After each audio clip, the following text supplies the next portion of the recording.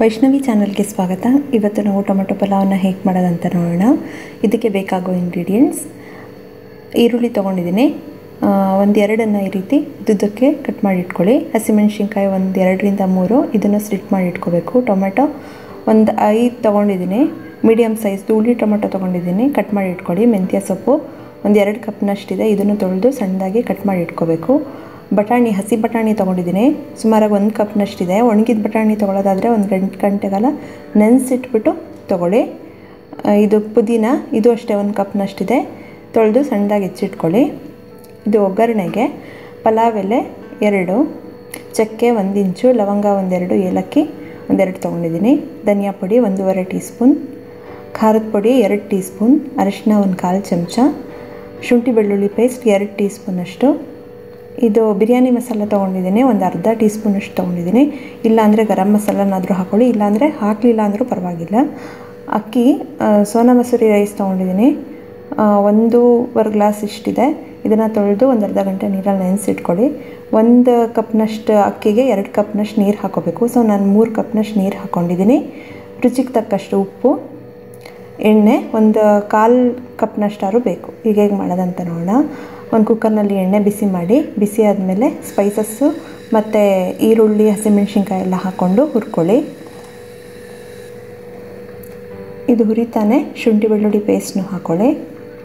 ಸ್ವಲ್ಪ ಹಸಿ ವಾಸನೆ ಹೋಗೋವರೆಗೂ ಶುಂಠಿ ಬೆಳ್ಳುಳ್ಳಿ ಪೇಸ್ಟ್ನ ಹುರ್ಕೋಬೇಕು. ಒಂದು ಅರ್ಧ ನಿಮಿಷ ಇದನ್ನು ಹುರ್ಕೊಂಡು ಮೆಂತ್ಯ ಸೊಪ್ಪು ಹಾಕ್ಕೊಳ್ಳಿ, ಹಾಗೆ ಪುದೀನೂ ಹಾಕ್ಕೊಳ್ಳಿ. ಸಬ್ಬಕ್ಕಿ ಸೊಪ್ಪಿದ್ರೆ ಅದನ್ನೂ ಒಂಚೂರು ಹಾಕ್ಕೊಳ್ಳಿ, ಚೆನ್ನಾಗಿರುತ್ತೆ ಫ್ಲೇವರು.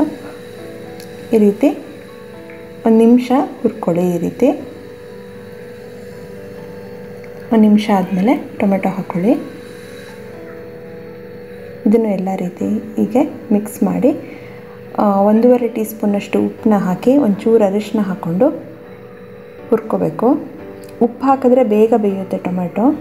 ಒಂದು ಲಿಡ್ನ ಕ್ಲೋಸ್ ಮಾಡಿಬಿಟ್ಟು ಒಂದು 5 ನಿಮಿಷ ಲೋ ಫ್ಲೇಮ್ನಲ್ಲೇ ಕುಕ್ ಮಾಡ್ಕೊಳ್ಳಿ.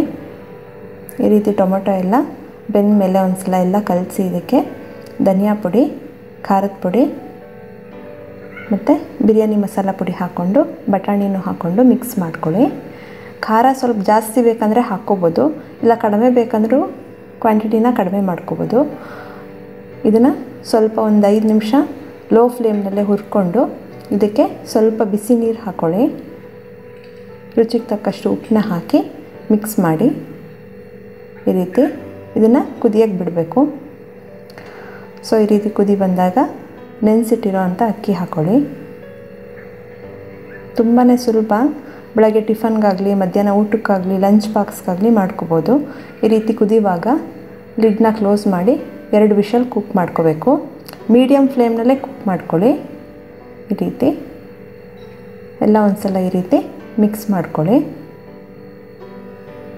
ತುಂಬ ಚೆನ್ನಾಗಿರುತ್ತೆ, ಮಕ್ಕಳು ತುಂಬ ಇಷ್ಟಪಟ್ಟು ತಿಂತಾರೆ. ಇದನ್ನ ಈಗ ಸರ್ವ್ ಮಾಡ್ಕೊಳ್ಳೋಣ. ಸಾಮಾನ್ಯವಾಗಿ ಈರುಳ್ಳಿ ಪಚ್ಚಡಿ ಜೊತೆ ಸರ್ವ್ ಮಾಡ್ಬೋದು, ಇಲ್ಲ ಹಾಗೇನಾದರೂ ಸರ್ವ್ ಮಾಡಿಬಿಡೋದು. ನೋಡಿದ್ರಲ್ವ ಟೊಮೆಟೊ ಪಲಾವನ್ನ ಹೇಗೆ ಮಾಡೋದಂತ. ನಿಮಗೂ ಈ ರೆಸಿಪಿ ಇಷ್ಟ ಆದರೆ ಲೈಕ್ ಮಾಡಿ, ಶೇರ್ ಮಾಡಿ. ಮತ್ತಷ್ಟು ಈಸಿ ರೆಸಿಪೀಸ್ಗಾಗಿ ವೈಷ್ಣವಿ ಚಾನಲ್ಗೆ ಸಬ್ಸ್ಕ್ರೈಬ್ ಆಗೋದು ಮರಿಬೇಡಿ. ನಿಮ್ಮ ಅನಿಸಿಕೆ, ಅಭಿಪ್ರಾಯನ ಕಮೆಂಟ್ಸ್ ಮೂಲಕ ನಮಗೆ ತಿಳಿಸಿ. Thank you.